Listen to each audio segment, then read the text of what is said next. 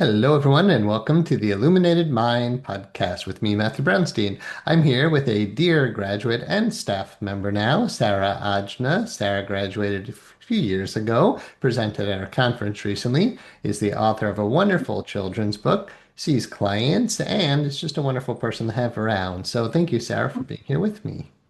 Thank you, Matthew. It's a Thank you, pleasure. thank you. Why don't you tell us about yourself? Sure. Oh my goodness. Where do I start? Where do I start? Do I start from the beginning? No, I remember when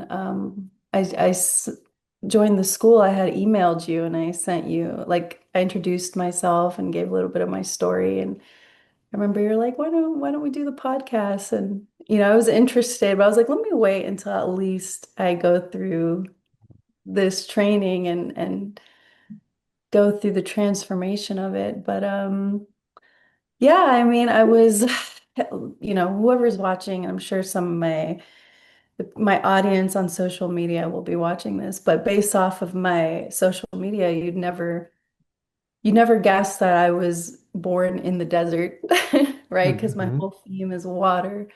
Hmm. Um, but yeah, I was born in Kuwait and the Gulf War happened and we escaped and through the desert as you know I presented this. My first words were a prayer in the desert, and my mom found me and she said that I was pouring water over my head Hmm. and I was calling out to God in Arabic, and I was mimicking the adults. But that moment, I love to share that story because it's so innocent and pure. And it truly is a reflection of my life, and it's kind of like a foreshadowing of what my life has been, and I've been through traumas, I've been through all this stuff, but it's how I grew. And now after going through the school, it's just been magical. Not to say that I haven't experienced difficulties and challenges, because that's how we grow, right? We climb the mountain. Hmm. But truly just experiencing the mercy and the love of God. And yeah, so Hmm. that's just a little snippet of my journey. Yeah, Yeah. it's a little snippet. Thank you. So you left Kuwait, you came here to the States. We know you love water now, but yes, Yeah. and you went through our training, of course. What was your background? What were you doing before hypnotherapy? Well, I was always into the arts, Mhm. so I really tried to make a living out of that, but came to find that you really can't make a living. I Mhm. mean, there are people who have, but that just wasn't the only thing that I was meant to do. Mhm. I was doing art for a while. I was teaching. I worked at a yoga studio, just like, things here and there, but nothing solid. Mhm.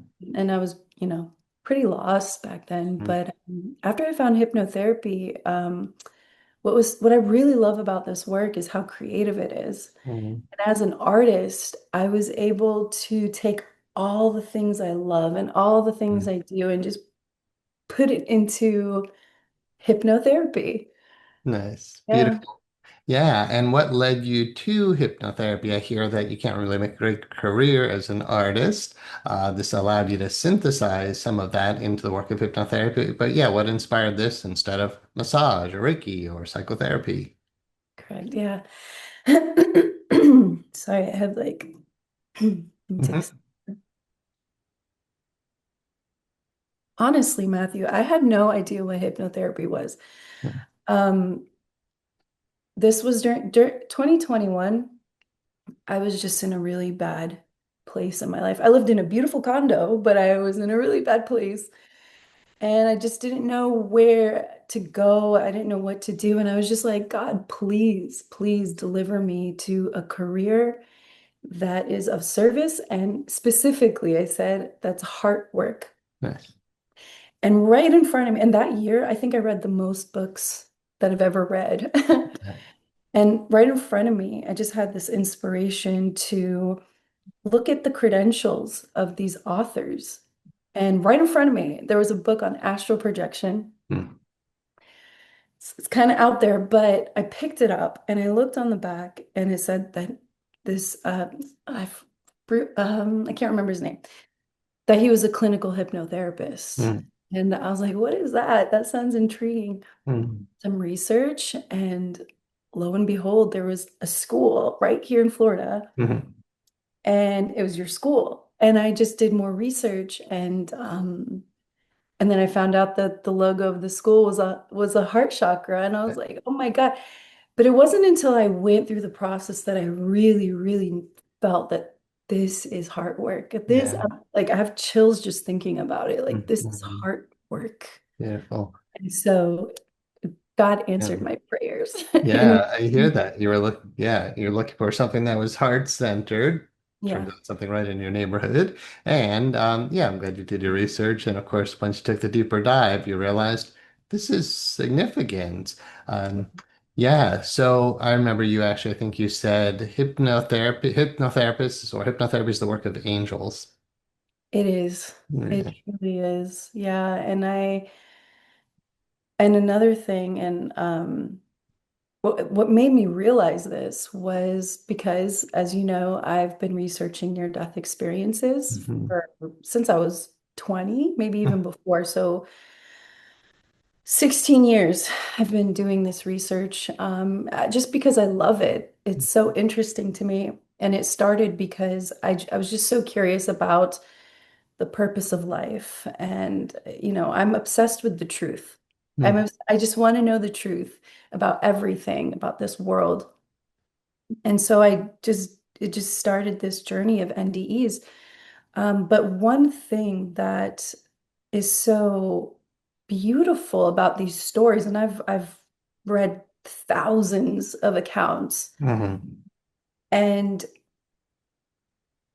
something that comes up frequently because there are patterns within, these NDEs. Everybody has their own unique experience, but there's Mhm. undeniable patterns that keep Yeah. emerging. And Mhm. one of them is the life review, where these individuals experience their whole life, Mhm. like right there. And going back to the angels, work of angels, when these individuals are experiencing their whole life, right, and seeing all the bad stuff they did, the shame, the bad stuff, the shame, Mhm. and also the beautiful things that they've done that affected people and themselves, is that this life review is facilitated by light beings, right? Or Mhm. angels, whatever you want to call it. Mhm. And these light beings hold so much space, hold so much love, Mhm. unconditional love. There's no judgment. Mhm. And I realized this when during practicum weekends. Um, it's the same thing, Mhm. right? The Mhm. clients were witnessing Yes. the students share their vulnerabilities and their traumas, their fears, and there's no judgment. We're holding space, Mhm. and there's transformation happening, and there's forgiveness, and Mhm. that's what's occurring with near-death experiencers. Mhm. It's Yes. transformational. So this is the work of angels, of light beings. So Beautiful. Beings who are holding space. Nice. I love it. Beings who are holding space for others, who are non-judgmental, who are teaching, holding a space really of love and forgiveness. And you found that's the experience going through the school. Tell us just before we dive deeper into you, what was the experience like going through the training? just take a deep breath for that one. Yeah. It was, there's no words to describe it, truly. It was profound, phenomenal, Mhm. transformational, Mhm. life-changing, Yeah. life-altering. It was incredible, incredible. Beautiful. Nice. And what is it like after graduation to be seeing clients? So much fun. Yeah. So much Nice. fun. I remember you were like you've mentioned this a couple of times. When you'd work with clients and afterwards you'd be like, thank you, God. You'd fall Yeah. to your knees and be like, thank you. This is what I get to do. That is how life feels in general for me. Yeah, and it's incredibly beautiful. I remember, yeah, the story when I was before I opened the school back in 2007, so we've been doing the school now for like 18 years, but I ran my private practice for 10 years before that. And Mhm. I remember when I got really to a really good point in my career before I opened this school, yeah, I was seeing like 5 clients a day. I went back into the meditation room at our holistic center we had. And yeah, I was literally on my knees just like, thank you. I'm so honored that I get to, it was almost like I can't believe, but it's like, I'm so honored that this is what I get to do for a living. Lots of people are doing lots of other things, and that's great. But every day I get help to open hearts, clear and transform blockages, bring people to the light of who they really are, teach them forgiveness, empower them to live their best life. And yeah, no, that's what I do. Yeah, in the life review, I don't think any hypnotherapist who acts in that way would look back with shame. I think you look back saying, like, that was, yeah, like a life well lived. Right. Yeah, Yeah. that's Yeah. beautiful. So yeah, so good. So tell us about your book. Sure. You are the universe. It's right here. Oh, oh, there Almost. we There it go. is. Yeah. You are the universe. Yeah, it was at a time where I was pregnant with my daughter. She's 10 now. And during that time, my creative juices were flowing. And, she's a co-author because, Mhm. she is so creative now and she makes things out of nothing. But this book, You Are the Universe, it's a kid's book, but it's for all ages, Mhm. including adults. Yeah. And it's really wonderful to see the adults shine after, holding the book and seeing the book. Mhm. It's like their inner child comes out. Yeah. And it's really just it's a poem, and it celebrates themes of oneness, Mhm. love, kindness, unity, and uniqueness. Mhm. And that's You Are the Universe. It's beautiful. Wordplay there, universe. Now Matthew, that I love words. Yes, yes. At the Um, conference, you are definitely the wordplay artist. Sure. Uh, Beautiful. So, I'll ask this as if I know nothing about such topics. What does it mean you are the universe? I thought I was just an individual body. And what do you mean I'm the whole thing? What does that mean to you? yeah. Well, okay. When I think about, so going back to wordplay, right? So the word unique, right? The word uni Hmm. is one, right? We're all unique, right? Hmm. Hmm. We're one of one. Hmm. And the paradox is that we're all different Hmm. and yet we're all the same. Hmm. And like in my book, I say, uh, and although we are all unique, we are still one. The universe. Hmm. Or let me go back. It says, "You are me, and I am you. Hmm. The world is our mirror that we look through. Hmm. And although we are all unique, we are still one. The universe speaks." So, yeah, I really believe in the oneness of Hmm. everything. Hmm. Um, unique, one of one, universe, Hmm. one song, right? Hmm. Verse, one Hmm. song. So, Hmm. Hmm. the universe is literally one song, and it's one story that's being told through countless expressions. Hmm. And each of us is like a verse in that great Hmm. poem. Beautiful. Each unique, yet all part of the same uni, Yeah. right? Yeah. So yeah, and like yes, we're all different, right? We're all different, Hmm. but we're the same. Like you're different from the rest because you are you, I Hmm. am me, and there's Hmm. no other but you. Hmm. And so, we're all different. So that goes to say, like, if we want to make a difference in this world, Hmm. just be you to full. Beautiful. Nice. Just be you. Yeah, Beautiful. yeah. Yeah, I love I'm it. truly inspired by the oneness of all. Yeah. How Like there are do billions yeah, of beating hearts, yeah. but one love. So, Nice, beautiful. And how does that model of oneness, one love, motivate you to be of service to others? Because I would imagine if we felt like I'm just an individual, you're an individual, yeah, it might be unique, but it's us against them or me against you. It is survival of the fittest. I have to just protect myself or my family, and nobody else matters because we're all separate individuals. How does knowing that what I just said is not my model of things, how does Right. knowing the model of oneness inspire you to want to be of service, knowing that others are really part of your very own self? Yeah, yeah.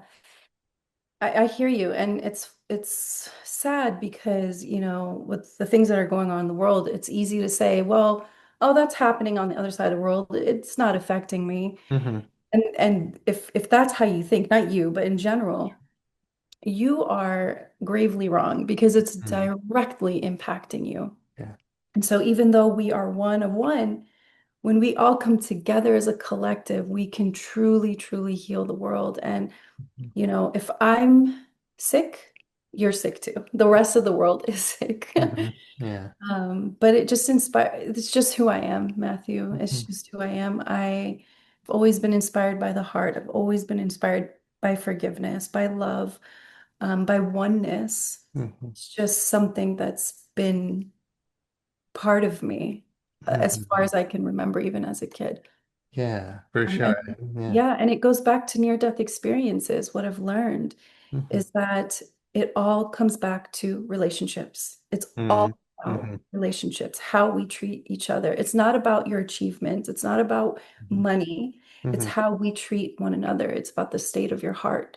Hmm.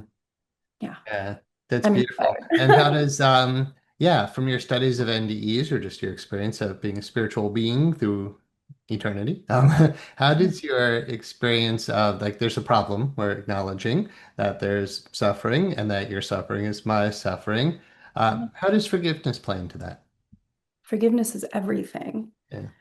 Forgiveness is everything. Forgiveness is what sets you free. Hmm. And in the conference, and when I was presenting, it really it's the purpose of life. It's forgiveness. Hmm. And if you'll allow me to talk about a little bit about religion, Yeah, go for but really it's not.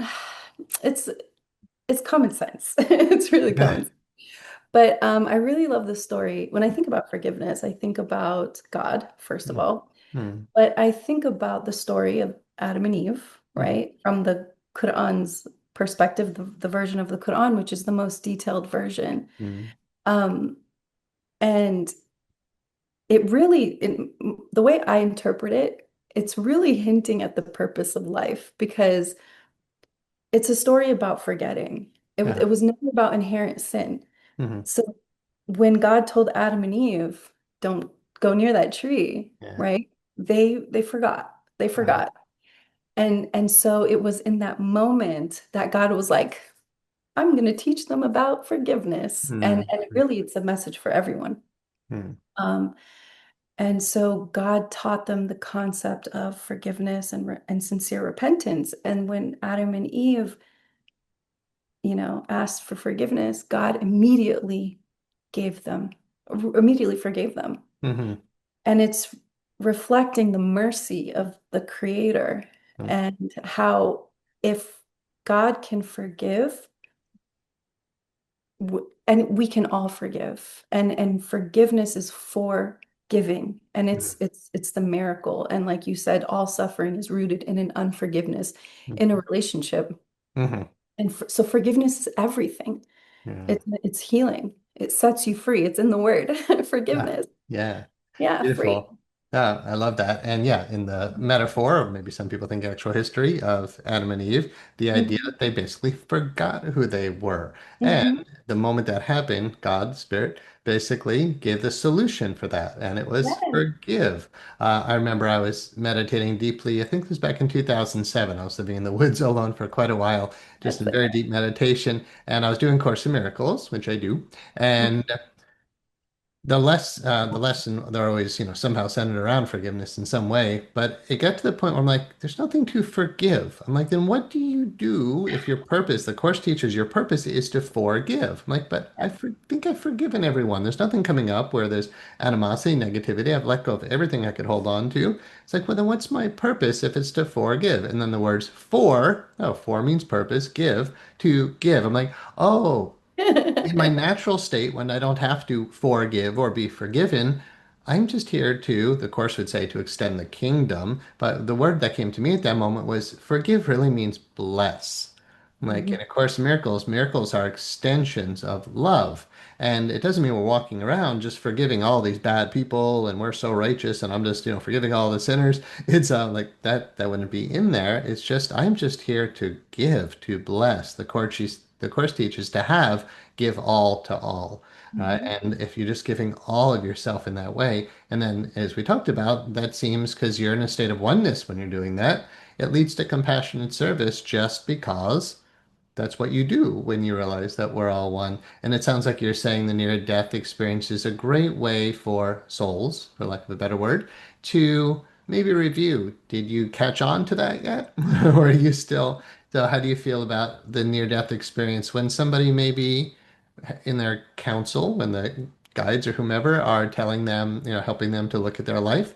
What if somebody realizes, I haven't been living up to that ideal in this life or after the whole life when I look back? What tends to be the process? What happens from your research about if you didn't quite Yeah. get it this time around? Yeah. No, a lot of people feel a lot of shame when they see even the smallest details of, oh man, I really hurt that person. I didn't Yeah, realize I did that. yeah, And of course, the light beings are just like, we still love you. You did yeah, nothing wrong. yeah. It's just a moment to see. And when they come back, their whole life changes. Mm-hmm. Whole Yeah. life changes. Mm. And they realize the purpose of life and their mission on earth. And really, our mission is all the same. Yeah. And we express it in our own Mm-hmm. unique ways. So Nice. yeah, I it's guess life. what's in, sorry, I Go guess ahead. what's implied in a near-death experience is you come back. I was kind Right. of thinking about what you're talking about is most likely what happens when anybody leaves their body at the time of true bodily death, where you're not coming back to this lifetime. Do you get a sense from I mean, all NDEs imply you've come back to this life Yeah. and you pick it up with new wisdom. That's been my experience too of the little bit that I've studied it, probably not as much as you, but they come back and quite often they're significantly changed. I know my out of body experiences. I haven't had a near death experience, but I've left my body many, many times.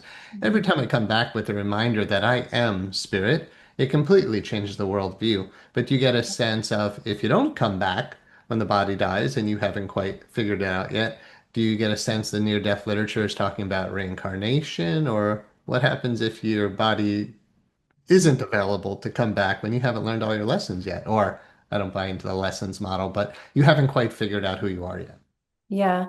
Right. I don't know everything, but a lot of these accounts have when they went on a tour Yeah. Yeah. through the afterlife, they've seen past lives. Uh-huh. So reincarnation is possible. Hmm. Um, but at the end of the day, God is merciful and the most forgiving. So Hmm. we're forgiven. I think Yeah. going through that process is really it can be Hmm. scary. It's beautiful but scary at the same time, especially when you're seeing those moments in your life when you weren't living to your, Yeah. highest, Sure. So yeah, which we is don't. okay. It's Yeah. part of the learning. And like you said, we forget. Mm-hmm. And something I wanted to share, and I shared it in the presentation. In Arabic, the word for human is insan. Hmm. Insan, which kind of sounds like insane, right? Yeah. But the word to be forgetful is nesian, which is sounds very close. Insan and nesian, right? Hmm. So humans were meant to forget. Hmm. It's part of the design, it's part of the coding, and so that when we remember, it's absolutely divine. And so when we die, when we cross over, it's like a remembering. It's like, oh, okay. And because God is the most merciful, and it's really interesting. A lot of the NDEers who didn't, and everyone's different. Everyone's different. But the ones who've experienced some really dark, like hellish places, Yeah. the beautiful thing is, and you forget, right? You're in there, you're just like, oh my God, this is so scary. But the second they remember God, Mm. whoosh, they're in Yeah. a beautiful, but God takes them out of it. Mm. That's beautiful. And that's kind of like how life is now. This is Yes. life. Yeah. Like, Yeah. Right. yeah. If you turn back towards the divine, there is mercy, there is grace there. There's an image in the Vaishnava movement, usually known as the Hare Krishnas. I think it's an image from the Bhagavad Gita, where the devotee is drowning in an ocean, and then they look up and they just turn to Krishna. Or I love the model in Christianity. You might be digging your very deep, dark hole, but every step of the way, Christ is putting a ladder behind you. And the moment you turn around, the ladder's there. Mhm. Even beyond the climbing out model, the idea of the miracle is this instantaneous return to love, right? Where you've just simply shifted. I love in the Course in Miracles model, it says God doesn't have to forgive you because God never condemned you. Right. Right? So to even think I have to ask God for forgiveness, it sounds like you're saying, no, the moment you turn back to light and all beings who represent the light, they're like, we're good. You're still good. Right. Nothing's changed in truth. You had what the Course calls the ego's nightmare. Yeah. But when you wake up from the dream, where does the dream go? It's not even there. It sounds like that's what you're acknowledging is the Yeah. grace, the mercy is beyond even the need for forgiveness. Like, how could light condemn you? How could love condemn you? It's only you condemning yourself, it seems to Right. be the case. Absolutely. We Yeah. condemn and judge ourselves. Hmm. Yeah. Hmm. I had a thought and then it, woof. But yeah. Yeah, it'll come back to you, right? Yeah. Okay. What were we saying about? Yeah, just turning to the light Okay. and Don't you're know. Yeah. instantly forgiven, basically. Right. Yeah, definitely. So that sounds like the importance of being a hypnotherapist is every session, essentially, you get to teach forgiveness. Do you Yes. have, while maintaining confidentiality, a story that comes to mind of a client you work with where you saw something significant worth sharing? Yeah. It's hard when people ask me about clients, it's hard Yeah, for me to tap in because once I'm done with a client, I'm yeah, like, poof. yeah, yeah. Um, if I think of something, Okay. Or your own transformation, perhaps. But yeah, love a little story if you have one pop into your head now. Yeah, nothing's coming to me right now. You put me on the spot and I'm like, eh.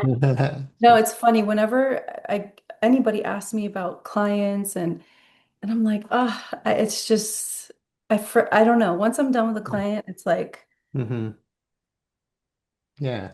yeah, It I don't fits your know. mind. Yeah, no, that's cool. I have the same problem. I have a lot of these stories because I teach, so I do pull Yeah. from that bank of stories when it seems relevant. But yes, I've noticed as well when I'm done with the client, it's just done over. And I remember working with a client once. This is way back before I had the school. I was teaching yoga, I was teaching meditation, and a lot of my students for yoga and meditation became clients. And it was like a community, and we would all go out to lunch and hang out. I didn't have like the boundaries I do now as a state licensed school owner. Yeah. So, it's just more friendly with my students. And I went out to lunch with one of my students who is also a client, and she said, "You're not ashamed to go out to lunch with me?" And I'm like, why would I be ashamed? And she said, well, I've been a victim of sexual abuse. I'm like, you were? It was that moment of realizing I completely forgot that. It's like you're talking about the angels or, beings of light. When they look at you, they're not seeing your past. They're Mhm. only seeing your perfection. And it sounds like you're saying like it's so easy to forget client sessions because you're not attached to the details of Right. what they went through. You're just honoring, like if I said, think about the beauty of one of your clients, you can probably do that. Oh, absolutely. Yeah. Right? But coming up with their stories is something that obviously you're not choosing the store in your mind. Right. And honestly, Matthew, all of my sessions are so beautiful and it's going through that forgiveness formula Hmm. is just so it's healing for me too. Um, Hmm. I can't remember details, but my clients are happy. They're Yeah. good, Yeah. free. Um, but going back to what you said, Matthew, I really want to acknowledge you because you didn't realize that because you are a good person and you have a pure heart. And honestly, and I've always known this about you since I've known you, but meeting you in person really confirmed because you are like you have this light to you. And something I want to acknowledge in you as well is thank you for creating such a safe space for me and for others as well. I can't speak for others. I can only speak for myself, but you have created such a safe space within my purpose. And, Mm-hmm. typically, in, spaces where there's a man that's in a leadership role, and especially within this where, women are primarily part of, Yeah. this, and it's spiritual and we're vulnerable, Mm. man tends to take advantage. But honestly, Matthew, like I acknowledge you because you truly epitomize the values and you uphold the standards. And I thank you for that because like I feel so safe here. And even if you didn't have a school to run or if you didn't have all, a reputation to uphold, I know in my heart of hearts that it's simply not in your nature to be, a person that is, inappropriate Thank you. with the people around them, especially when we are being vulnerable, and sharing our, shame and our fears and, Mm. whatnot. So I Nice. thank you for that. I Yeah. know Thank, kind of. as the wonderful Gray Donkey Eeyore would say from the Winnie the Pooh series, thanks for noticing me. Oh, But I but see you. but Mhm. thank you. I appreciate that, and I see you and acknowledge you as well. What I would say back to that, just to be of service to others in that regard, is I realized when I was 19, I was talking about how when I woke up spiritually, it was you are the universe. You are, and not even, I love your wordplay, but I remember someone at the conference saying, don't say you believe in universe. Scientists believe in universe. Like you're talking about the love underneath it all, right? Like universe is really the one conscious energy manifesting into all these forms that we all are. And when I first experienced that, I realized what A Course in Miracles says about when you become a teacher of God, when you become a teacher of love. It says basically you have come to the realization that your interests are not different from the interests of others. Like you said, if you're sick, I'm sick. We really are all one. So I just don't believe light could do anything else but want to bless and be of service. And I hope anybody who's listening to this isn't necessarily, yeah, like admiring or honoring you or me, but just realizing for you to be successful in this life, for people to admire you, to respect you, to be willing to give you money, to trust you, you have to come from love. And I think when you were looking for a hypnotherapy school rooted in heart, like, hey, clinical hypnotherapy, what's that? There's plenty. I mean, there's not a whole lot of truly high quality state licensed trainings, but there's plenty of hypnosis trainings out there. And some are deeply spiritual, but they don't have the high educational standards. I love that what we've created, and I say we as a team, which you're part of now, that we've created a movement of light workers who are working to bless the world. And when you do that, you really can't go wrong, right? You're doing your dharma, you're doing your purpose. So I'm so grateful that you figured out who you want to be when you grow up, right? That yes, you're an artist and you bring that into this, but realizing like I can be a teacher of light and love. I can just live that. My experience is there's nothing else you need to do. In fact, there really is nothing else to do. Anything else, the Course in Miracles calls a useless journey. So it's beautiful to have you on this path with us. Thank you. Can I share what I wanted to be when I when I wanted to be an astronaut when I was little, but the work I do is still out of this world, so. There you go. Well said. I mean, out-of-body experiences have absolutely shown me we can fly. I'm also a paragliding pilot, so I've learned that we can fly. So yeah, the belief that we are limited in any way is just a belief, right? So like, out of your body, near-death experiences, but really like the out-of-body experiences where you don't have to get hit by a Mack truck to have the experience. Yeah, My experience is you can fly and you can experience what it's like to be one with universe, like beyond our bodies. And yeah, I would imagine that part of you is quite cosmically aware still. absolutely. Yeah, And beautiful. more than just the universe. I don't know if you remember me saying, why do we limit ourselves to just the universe? The universe is just a creation. It's not the Mhm. creator. Yes. So there's Yeah. bigger. In Absolutely. the- And yeah, yeah, well, the idea that there's the external or the physical or the manifest world, but that's a yeah, temporary finite reality. right. We are not that. We really are the source of that, the conscious energy experiencing that or manifesting into that. But yeah, my experience out of the body in a cosmic conscious experience was it used to be when I leave my body, I'm like this individual soul that can float around the bedroom. But one time it was literally just leaving the physical earth and expanding bigger than the earth and bigger than planets and bigger, like as big as galaxies, literally. And then that just became terrifying at some point. But Yeah. it showed me, and I've seen this in some religious literature, like the Bhagavad Gita talks about it, Yogananda in his autobiography talks about these cosmic experiences that confirm for us that you are far greater than a body, that you really, truly, as a spiritual being, yeah, you're no small thing. No. Yeah, it's Yeah. beautiful. On that notion, if you had some closing words for anybody who's considering hypnotherapy training or interested in your book or interested in sessions with you, for sure. We can get to contact details in just a moment, but what would be some closing words on this theme? Okay, well, um, yeah, I don't know. I think I really just, you know, I guess my message really is, aside from, I spoke on the you being, how we're unique and to just be you.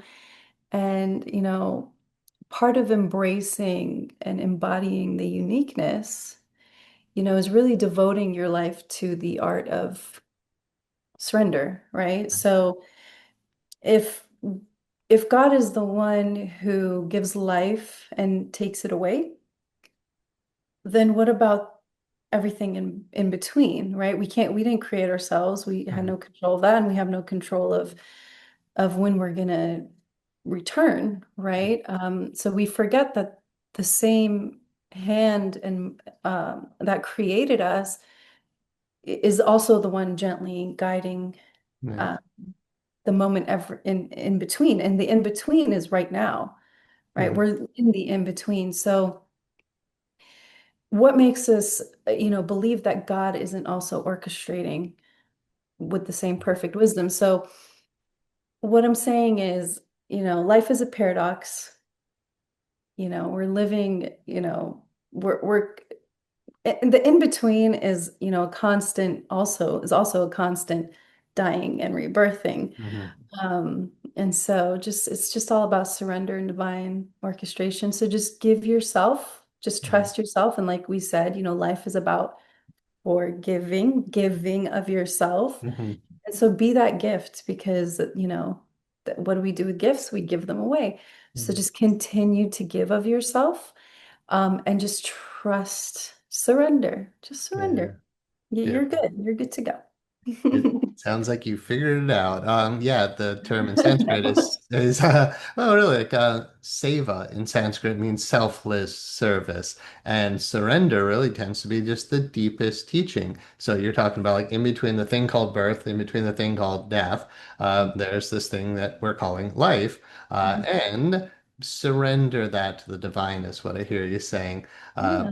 I heard about a great eulogy, and I used it once for my grandmother's passing. It's called The Dash, and I don't know who to give it credit to, but it was basically we always talk about yeah, like the birth or the death, but nobody really talks about the dash, which is what's happening like on your tombstone, right? You get the birthday and the death date, but actually it's the dash that's really valuable. And what I hear you saying, which I completely agree with, is that which created you, and I totally agree, it's pure Course in Miracles. You are not your own creator. And that which created you loves you and cares for you and has a purpose and a mission for you. And it does seem like you figured that out. You Thank have you. remembered that. And I honor Yeah. that. Thank you. Uh, One last thing. People really tried to like, oh, what's the purpose of life? It's not hard. It's not hard to figure out, right? It's the answer is in our heart, and it's all about love, kindness, forgiveness, service. It's about relationships, about mhm, humanity. And, I'm referring to the Quran again because the last word of the Quran is an-nas, which translates to mankind. nice. And knowing what I know now, it Mhm, hits different, right? Because, mhm, in understanding the interpersonal model, life is interpersonal. So it's all about relationships. So part of that surrendering, is really also being of service, like don't be afraid. Don't be afraid to give of yourself. Don't be afraid to help someone because, when you're looking back on your life review, Yeah. I have a video in the transpersonal Mhm. section. I talk about this. I talk about what if we can hack the life review, right? Mm. Through forgiveness. Yeah. Forgive now. And, and Mhm. so that's my message. Yeah, beautiful message of forgiveness, love, surrender, and remembering who you truly are. It's beautiful. Thank you, Sarah. Since we're towards the end of time that we have allotted, how could people reach you if they're interested in private sessions? Yeah, just type my name on Okay. Google. Yeah. Sarah Ajna. It's not Anja. People like Mhm. to mess that up. Yeah. AJNA. You could go to saraajna.com. Just Google me. I'm on Instagram, sarah.ajna. Um, yeah, just Google me. You'll find Yeah. me. Easy enough. Easy enough. And you also work under the name Wealth Mind Hypnosis, if I remember correctly. I do wealth mind hypnosis. Yeah, I'm Uh, shifting more to Sarah Ajna. That was kind of more yes. when I was doing digital marketing and all that. But Gotcha. yeah, Perfect. Sarah Ajna. Just Google it and there you are. Awesome. Google me. Well, yes, you've easily made it into our staff, having repeated the training and showed your dedication. I'm happy to refer people to you. So I'm glad people have the opportunity to get to know you, and I'm glad to know you as well. So thank you, Sarah. I appreciate you, and much love and You. many blessings. Thank you so much.